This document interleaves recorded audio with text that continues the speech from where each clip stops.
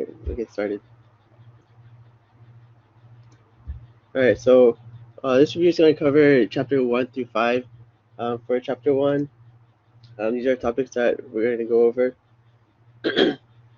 Mostly it's just a review of Gen Chem, but so for ionic versus covalent bonding, ionic is mainly a transfer of electrons, where covalent is sharing. And then for electronegativity, dipole moment, just know that the periodic table trend, where the most electronegative element is at the top right, going from left to right. And then dipole moment is the charge separation. Electronegativity is a tendency for an atom to attract electrons. And so for Lewis structures, the steps for it, these are the steps to draw Lewis structures.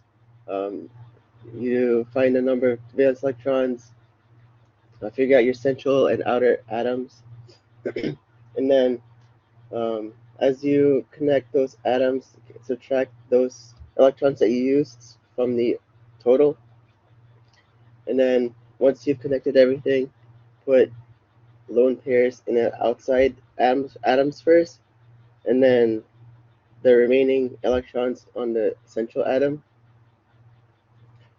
And then if any atom is not octet, that's when you consider double or triple bonds. These are just examples of Lewis structures. All right, and then formal charge. This is pretty important, but the formula for it is formal charge minus group number equals group number minus non-bonding electrons minus 1/2 of shared electrons. Another way to think about it is just the group number minus sticks minus dots. Here's our examples right here. Right, so here we have oxygen at 6 minus 2 or minus 3 sticks, so that's 3 minus 2 dots. It should give you 1 plus 1. Alright, so for resonance, so resonance is a way to show that there's different ways to represent compounds. It also shows that the charge is delocalized between multiple atoms. And so they're only formed by moving electrons only. So like this one right here, to form resonance, you just move electrons around, usually lone pairs or double or triple bonds like this. So we move this over here to give us a positive, or to give us a neutral carbon right here.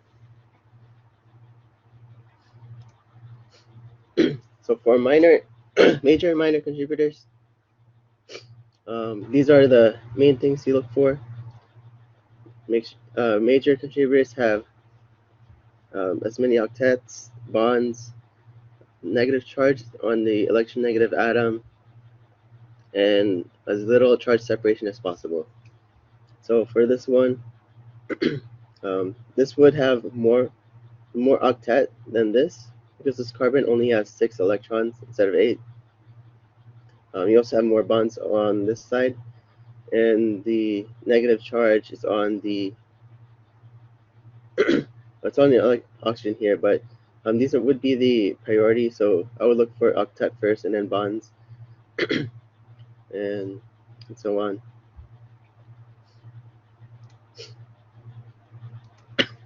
Alright, so for line angle formula, such as this one, the pictures you see here, bonds are lines, and then carbons are where the line begins or ends, or where they intersect.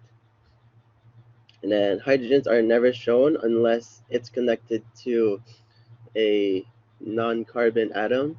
Sometimes they do show it, sometimes they don't, but usually they don't In this case, sometimes they won't show this hydrogen because it's connected to a carbon right here. Also, triple bonds or double bonds are also shown, just like these. And yeah, and anything other than anything other than carbon will be shown, such as nitrogen or oxygen, and so on. All right, and so for acids and bases, there's 3 types of acids and bases that you need to know, which is our Arrhenius, Bronsted-Lowry, and Lewis. Arrhenius gives off these H3O plus or OH minus for bases.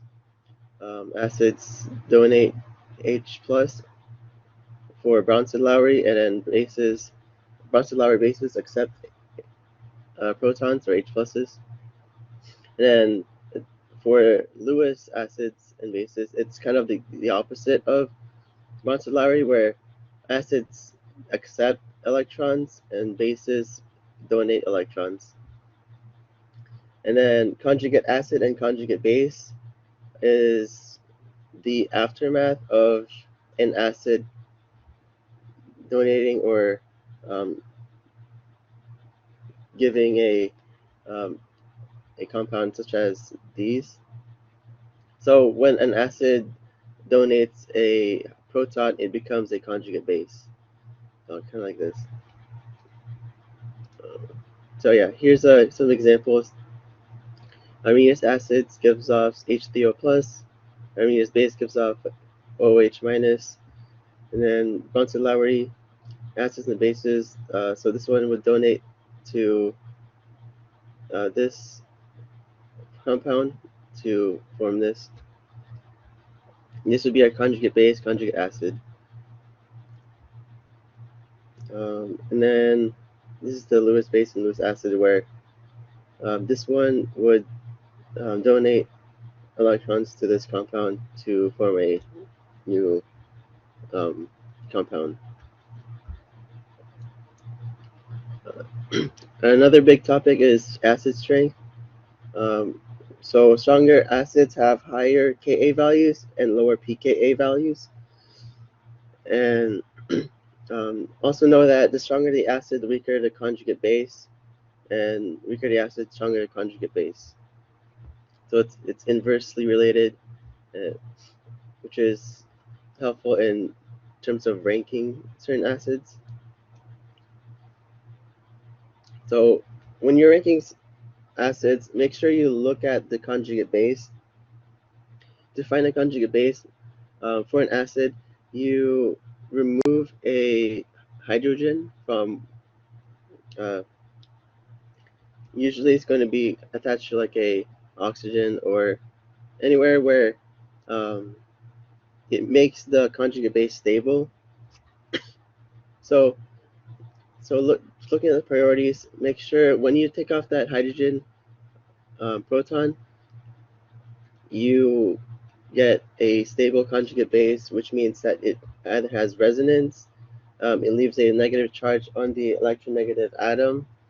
The negative charge that it's in, the atom that the negative charge in is a electronegative atom, or like the size of it is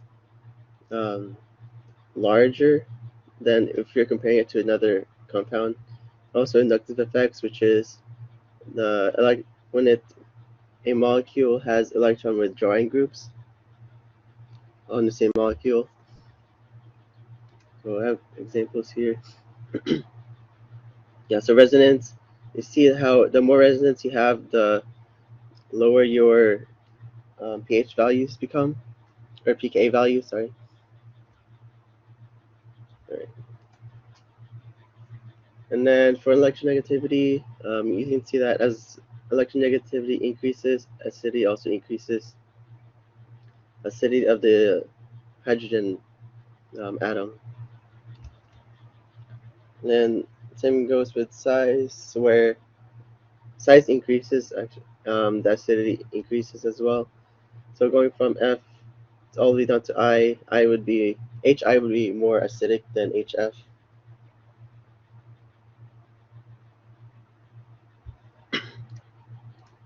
And then inductive effects. So this carbonyl group right here, the C double bonded O. This C is this is a electron withdrawing group, and so actually we're talking about a Cl. Sorry. So as when we add a halogen here, Cl, which is the electron withdrawing group, the closer it is to the acidic part of it, which is the OH, the H hydrogen, the more acidic it becomes. And then, yeah, also the more of them you have, the more acidic it becomes. Right here we have more Cl compared to this one on the left. All right, so for chapter 2, these are the topics that we're going over that it'll cover. First topic is sigma and pi bonds. The main thing is single bonds can rotate, double and triple bonds cannot. That's because they have double and triple bonds have pi bonds that essentially locks it in place to where it cannot rotate. Whereas single bonds, they only have a single bond which can make it freely rotate. Yeah, and also triple bonds has 2 pi bonds, double bonds have 1 pi bond. Alright, so hybridization. Main types you'll see it will be sp, sp2, and sp3. And also you need make sure you know the geometry it makes and also the bond angle that it also makes. So if you have an sp, it's going to be linear with a 180 degrees.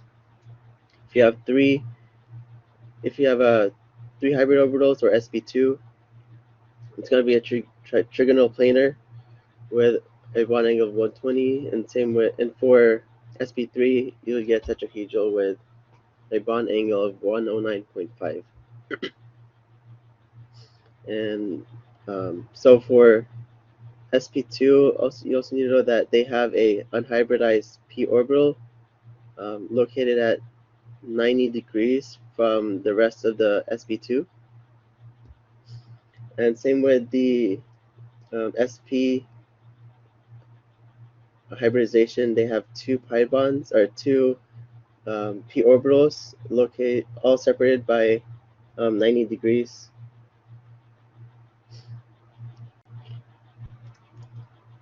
Okay, and so now for when you're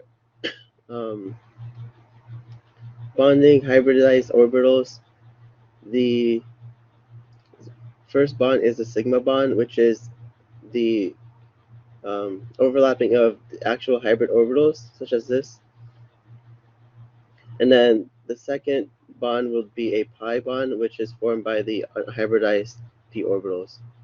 So the sp2 here gets bonded first, and what's left is the pi orbitals, which it has, and then that gives a double bond over here.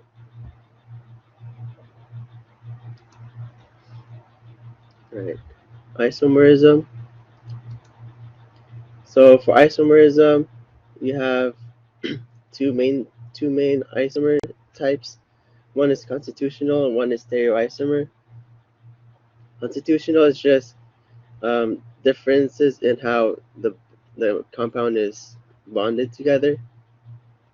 You still have the same amount of hydrogens and carbons. It's just the way it's rearranged. Stereoisomers is just a arrangement of atoms, but the same, I guess, bond sequence. So here you have the same bond sequence. It's just, but for this one and these two, the double bond is on a different place. That's why it's a constitutional isomer.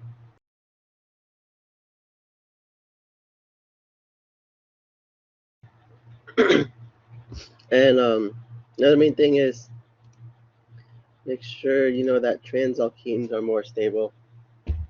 It's this, because this molecule has less steric strain compared to this one. For this one, we have two methyl groups on the same side, which can which these molecules it's more stable when they have a lot of room, and so this one has a lot of separation, giving us less strain. All right, so next topic is IMFs, intermolecular forces. So IMFs, they affect your melting point, boiling point, and it's the solubility of the compound. The main four types that you need to know are ionic, dipole-dipole, hydrogen bonding, and LDFs. Also know that polarity increases your boiling point and decreases your melting point. Melting point is the same thing as freezing point. And also remember that like dissolves like. So for example, water molecules which are polar will dissolve ionic compounds such as like salt, like NaCl. So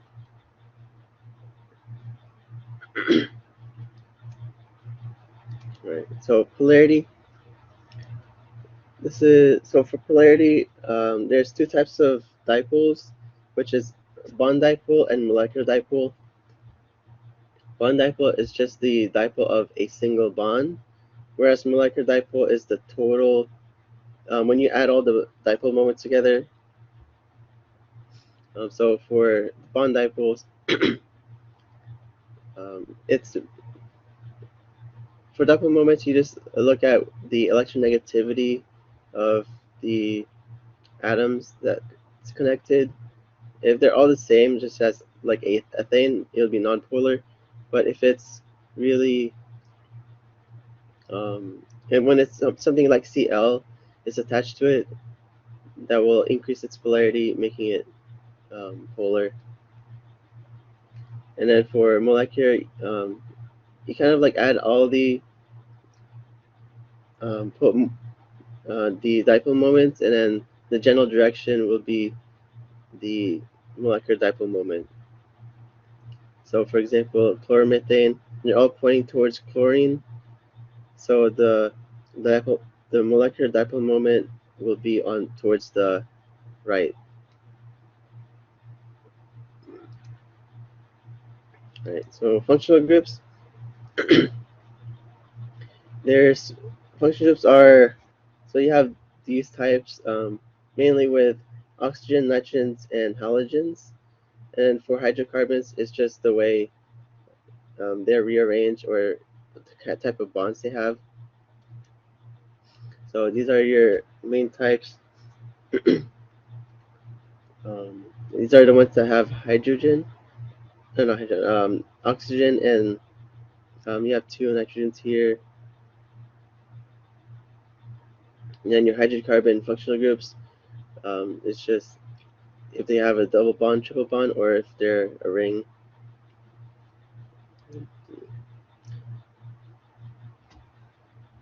All right. Moving on to chapter 3. Just a reminder, if you guys have questions, unmute or type on the chat. All right.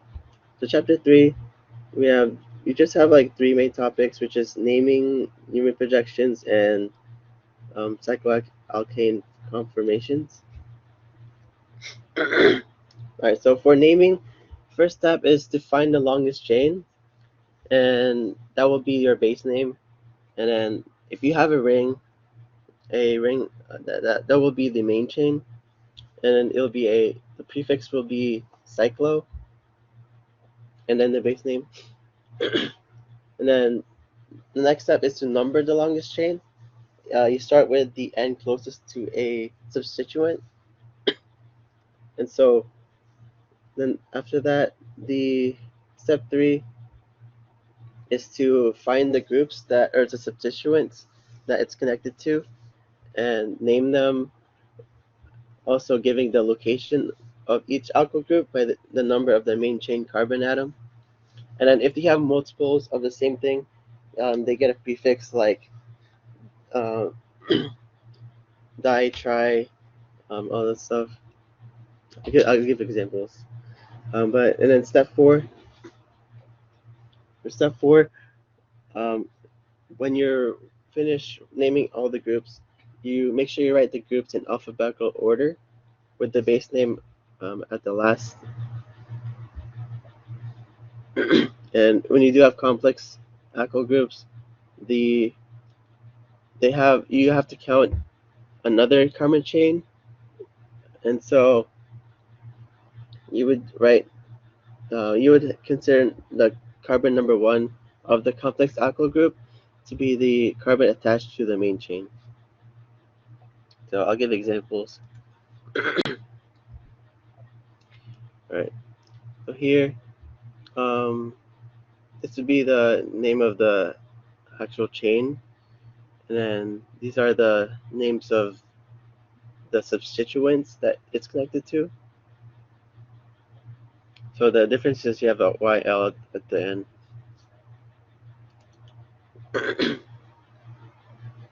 Alright, so these are more substituent names.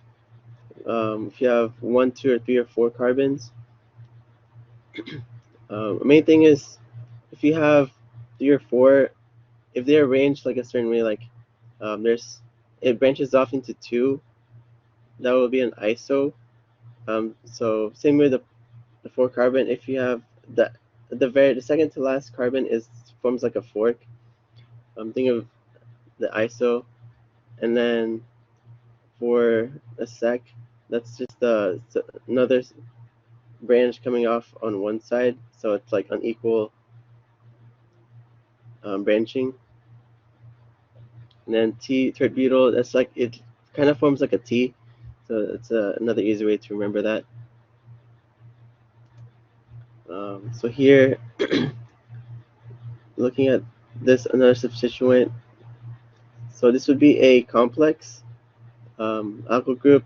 So you have a main alkene here, and then if you have a complex alkyl group, you count the next carbon to be 1, and then count the rest until you have the longest chain.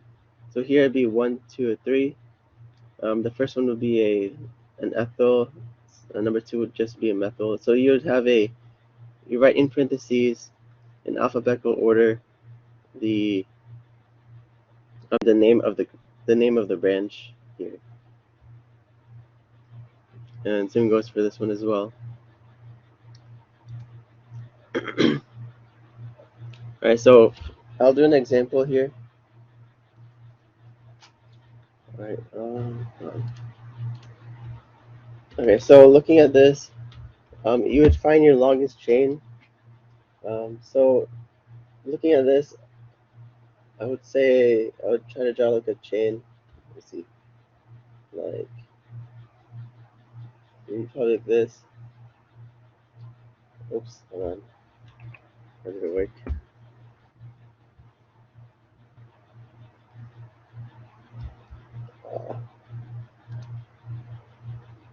Let me erase this.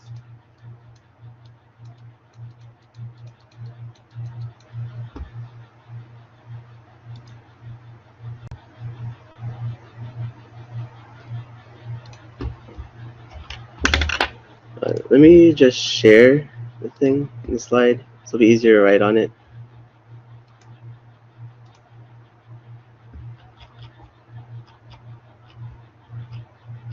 Okay.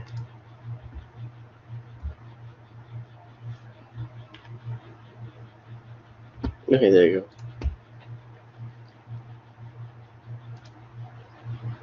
go. Okay.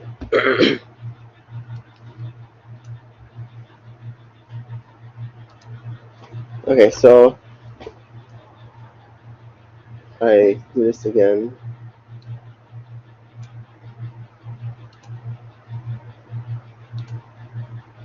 Alright, so yeah. I would have this chain like this. So that'd be 1, 2, 3, 4, 5, 6, 7, 8. So we know we have 8. Um, I would also try to find different combinations until you find the longest chain. But here should be 8. And now we have to start which one is number 1. If we start on this side, our nearest substituent would be at number 3, right here. If you start on this side, our first substituent would be at number 2. So because this occurs earlier, we would make this number 1. We have 1, 2, 3, 4, 5, 6, 7, 8. All right, cool. And then now let's look at our alkyl groups. So you have these right here. Okay. So it looks like we have four um, 4 methyl groups, and then we have one 3-carbon alkyl group here on top. So that would be since it forms like a fork, it would be an isopropyl, and these would be a methyl. Right. So the methyl, we know they occur at 2, 3, and 6, and an isopropyl is at number 4.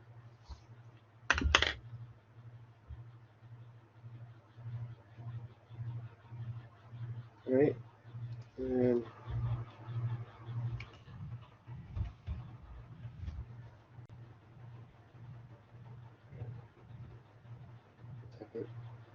okay, and so now let's write the names now. Since we have 4 of methyl groups, the prefix for that would be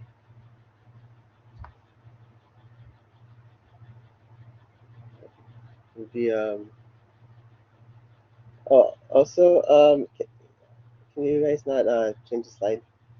Okay. So we have 4 of them, so it'll be like tetramethyl, I think. So it would be so we would start with alphabetical order. So the first one would be isopropyl, 4, and then we would write 2, 2, since we have 2, number 2, 3, 6,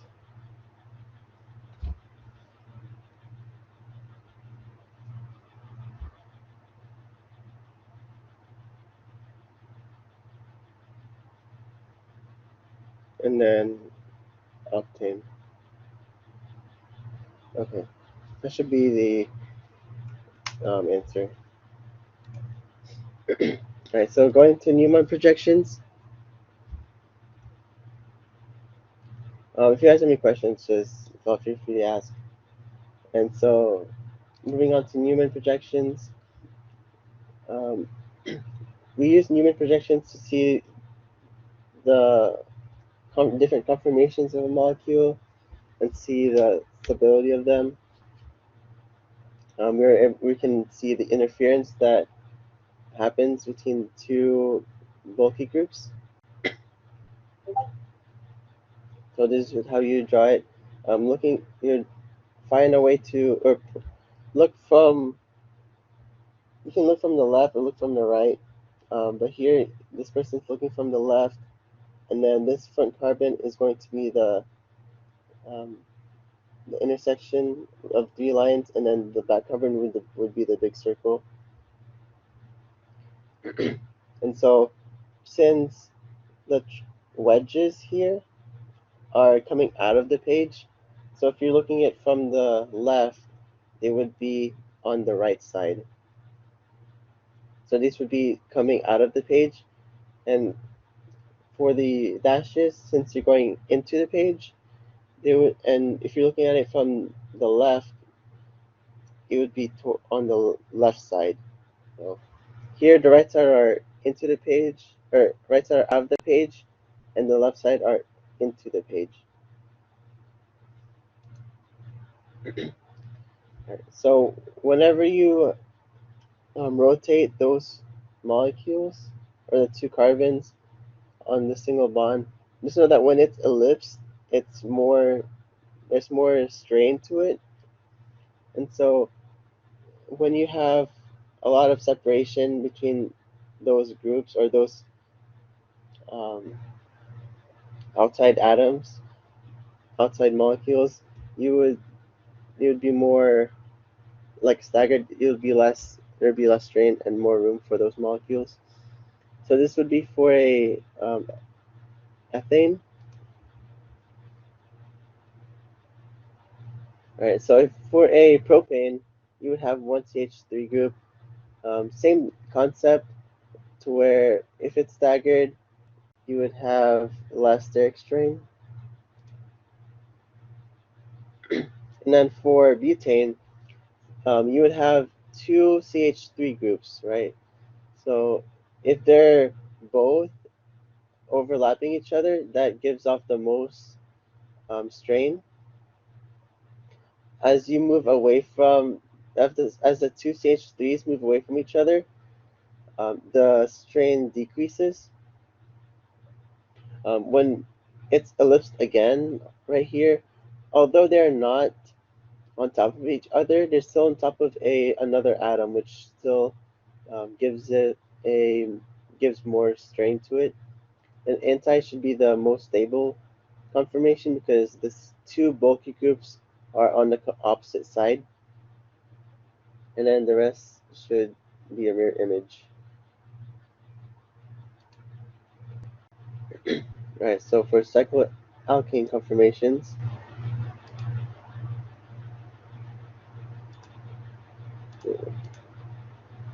I'm gonna write like this. Okay. Um.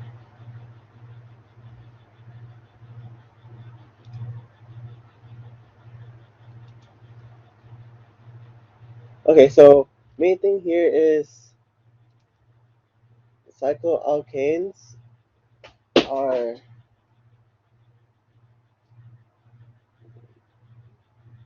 either going to be are sp3, right?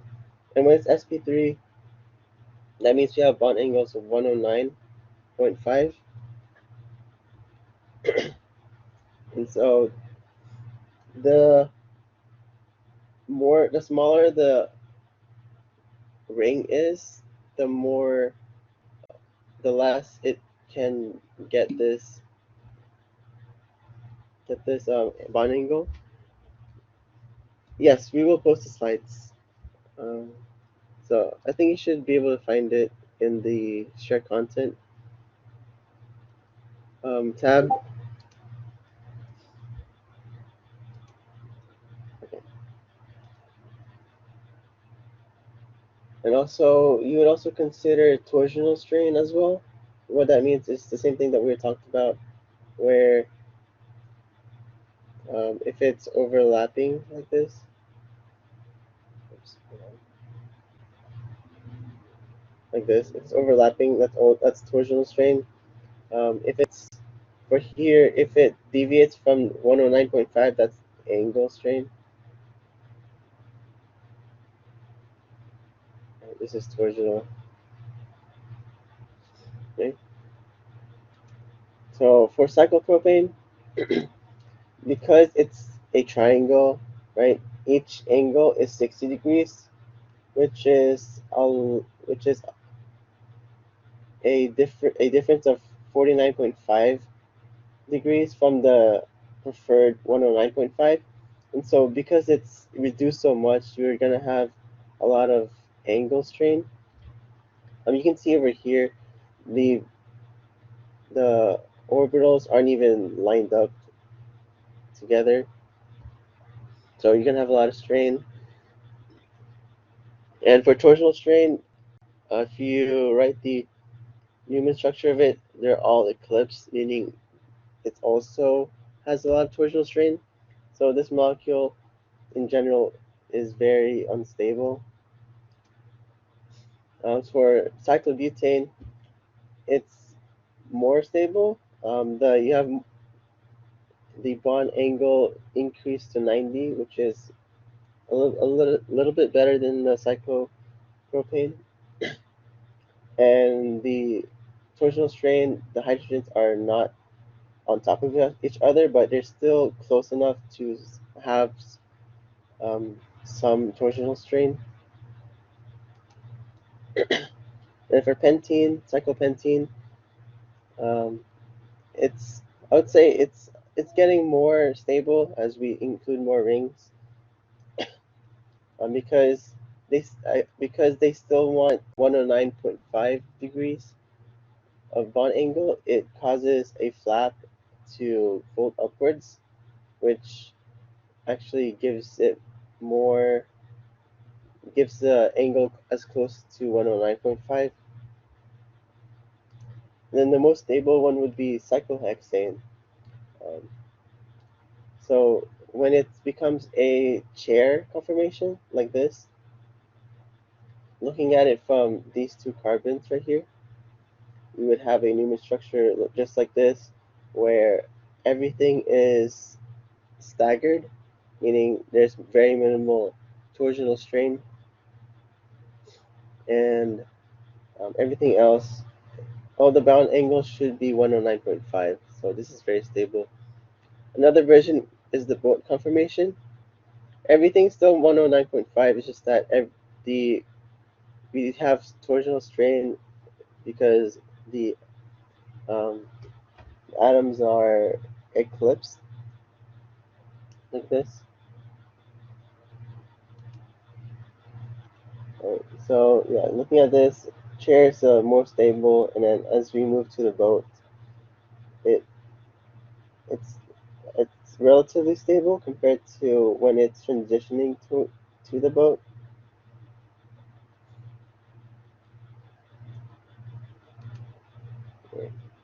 And then another thing is the axial equatorial position.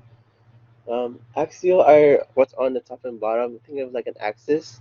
And equatorial is like the equator of the molecule where it's pointing out to the side.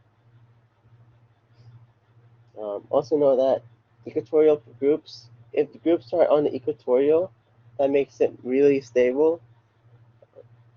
So also if you have a t-butyl group, they should always be on the equatorial. If it's on the axial position, that is very unstable, and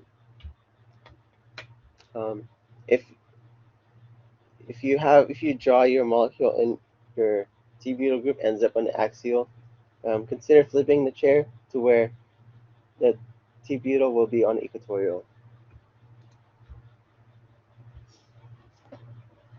Right. And so for naming bicyclic nomenclature, you would write bicyclo in brackets. The numbers are just um, the number of carbons on the bridges. So here you have 4, 2, 0 right here. So you'd write it in descending order. And then for here it's 3, 2, 1. Okay.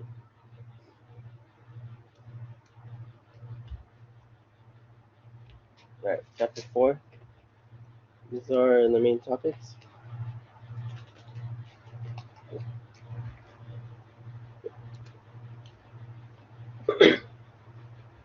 Right, so for radical reactions, free radical reactions, you have 3 steps: initiation, propagation, and termination. So initiation is where a photon breaks a compound or a molecule and splits it into 2 radicals. Radicals are just when they have an odd number of electrons. And propagation is when they actually react to a stable molecule. So this molecule will react with this, giving off another radical, right? And the second one is when that radical reacts with another stable molecule, giving off another radical. So propagation is just reactions that makes another radical. And initiation is the formation of a radical. Termination is when two radicals combine to make a stable compound. And that is the termination. So notice that we don't have any more radicals at the termination step.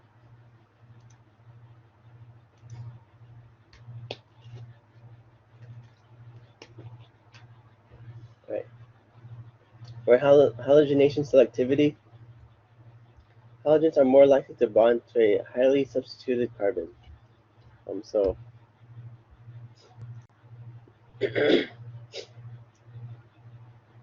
if we have these these alkyl chains, alkanes here, if we form a radical, for a methyl, you'll have a methyl radical. Here, if you break it off on the end, you would get a primary. If you take off a hydrogen on the middle, you get a secondary. And then if you have this kind of molecule, if you take the molecule from the tertiary carbon, you would get a tertiary radical. Tertiary radicals are more stable. Notice here the energy is less than compared to the methyl one. And so here are the stabilities. Tertiary carbons are tertiary carbon radicals are more stable than the methyl one, and so looking at chlorination. So whenever you do chlorination for this one, it's just you just attach the chlorine to one of the carbons here. Also notice that you have more secondary chlorides. 60% of them are secondary chlorides, where 40% is the primary chlorides. That's because when it's a secondary, when you remove this hydrogen from the secondary carbon, you would get a secondary radical. And remember, secondary radicals are more stable than a primary radical. And so, because it's more stable, it's more likely for the chlorine to attach to the secondary carbon.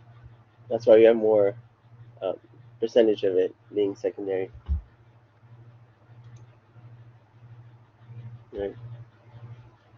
Oh, hold on.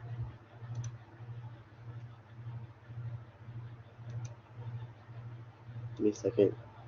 Oh no, I think two slides.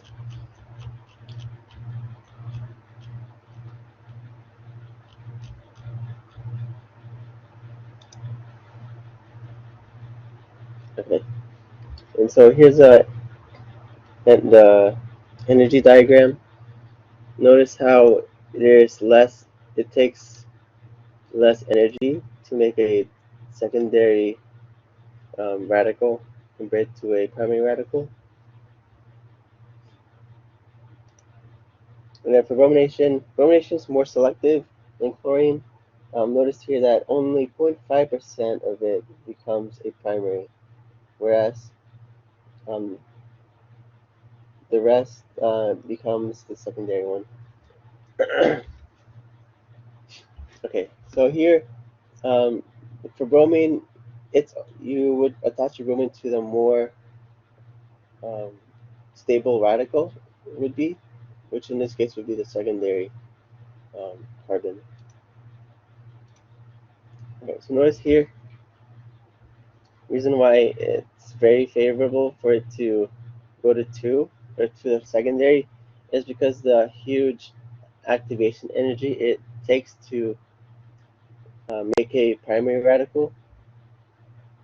Notice in the other one, the chlorine, yeah, it's higher, the primary is higher than secondary, but it's still, the activation energy is not that high compared to rumination, right? It's really huge.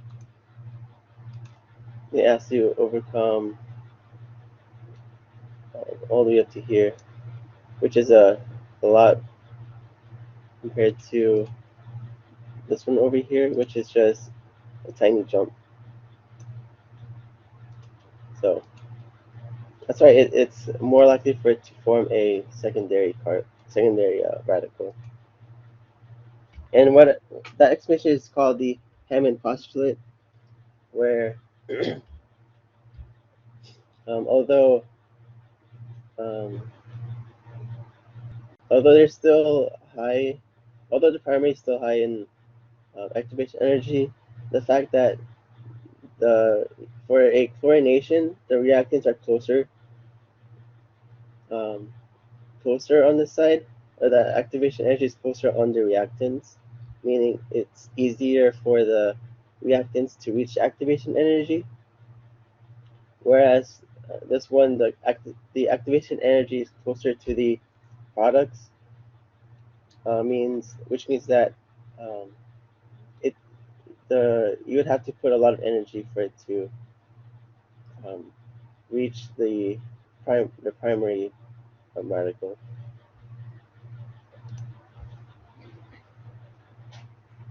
All right, and then stability of reactive species.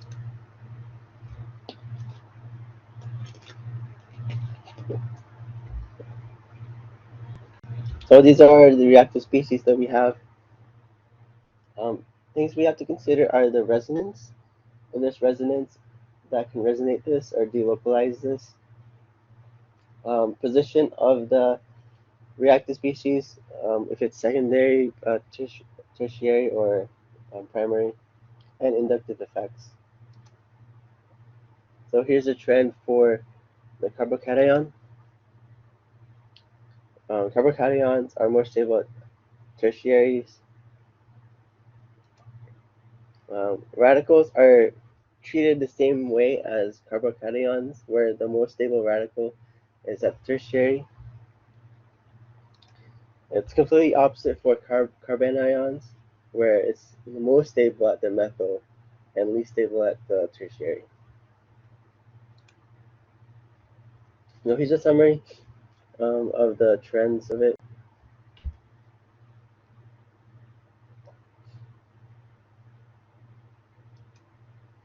All right, moving on to chapter 5. So it should be the last chapter. First topic is chirality. Chirality is basically when a atom is bonded to 4 different groups and there's no symmetry, and that is called the chiral center, like this.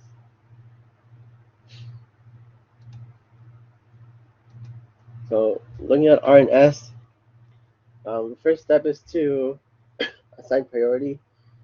Remember that higher atomic number is higher priority, and if you have the same priorities, you can break the tie by moving on to the next set of atoms. And if you have double, triple bonds, treat them as if you were a bond to a separate atom. So for this one, F is the heaviest, nitrogen, carbon, and hydrogen should always be the number 4. So here, going from 1, 2, 3, right? That should be an S configuration, or counterclockwise. And then for double, triple bonds, so with this carbon, treat it as it's going to 2 carbons, and here it would be going to, 1 extra carbon. Then here would be a total of 3 carbons, 1, 2, 3.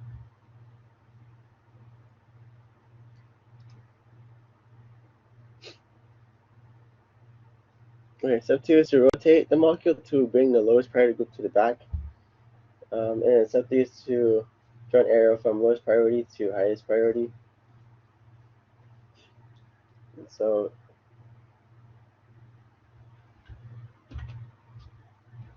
actually, this is supposed to be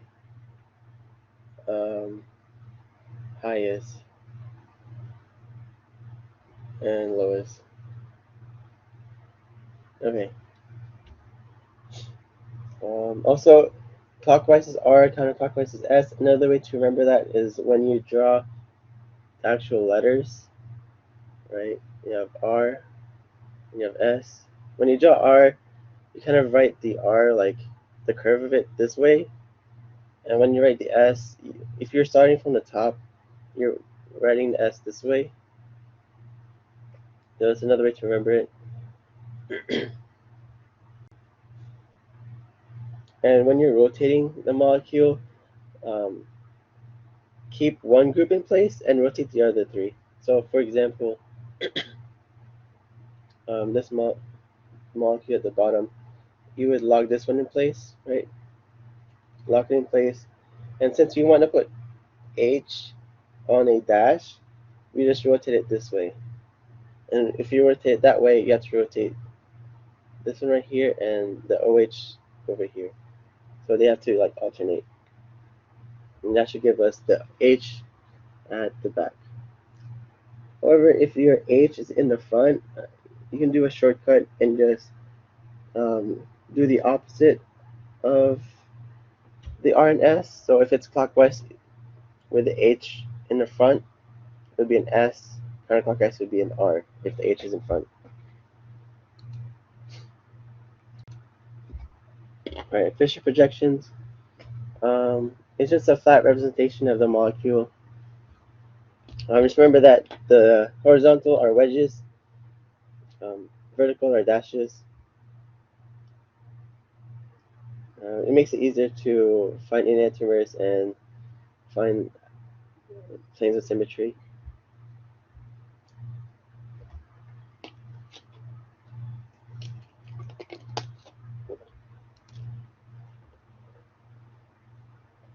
Right, and remember that carbon chain is on a vertical line, so you're not going to have the chain going from left to right.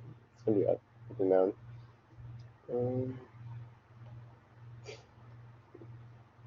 Also, remember that the highest oxidized carbon is at the top, right here. So this is more oxidized because this is a carbon double bonded to an oxygen. Our system is only a single bond to an oxygen.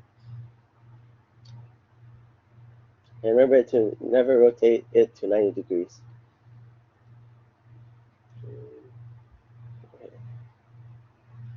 And you can also do RS configuration here because the H will be at the wedge here. You can still do the clockwise, counterclockwise rotation. So here it's counterclockwise because H is in front. It'll be the opposite. So instead of S, it will be R. Also, make sure you guys don't move the slide. It shows everyone that you're changing the slide too.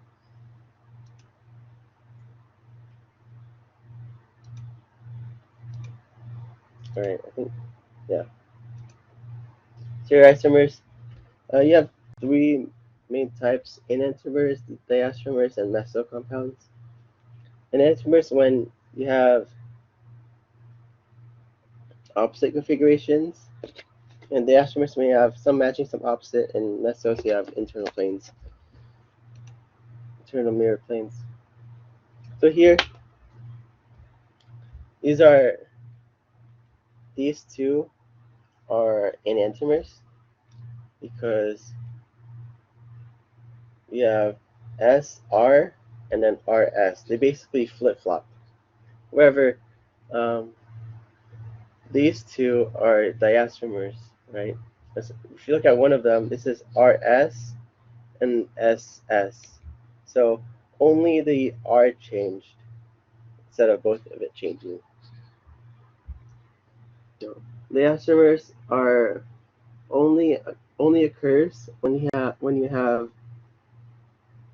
two or more chirality centers. So here, since we have two, right? a diastomer might exist, or does exist.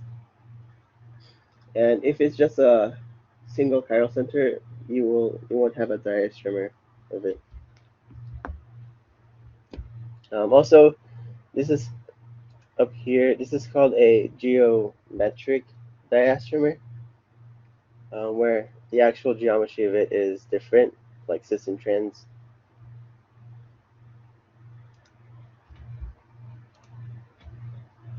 Mesocompounds. Mesocompounds are achiral, but they still have chiral centers here, but um, the molecule as a whole is achiral. You have this plane of symmetry right here.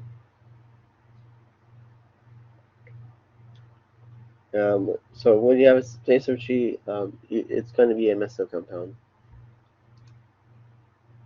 So here's the classification of all isomers. It can be a constitutional or a stereoisomer. If it's a stereoisomer, it can be diastomer or enantiomer. If it's a diastomer, it can either be a geometric or the regular diastomer where they have two or more chiral centers. All right, that should be it for the review. If you have any more questions, just feel free to ask. Right now, we can start on the practice problems that we should have, and then we'll all break up to the breakout rooms to work on it. All right, give us a second to make the breakout rooms. Oh no, I have the actual practice problems uploaded here on Collaborate.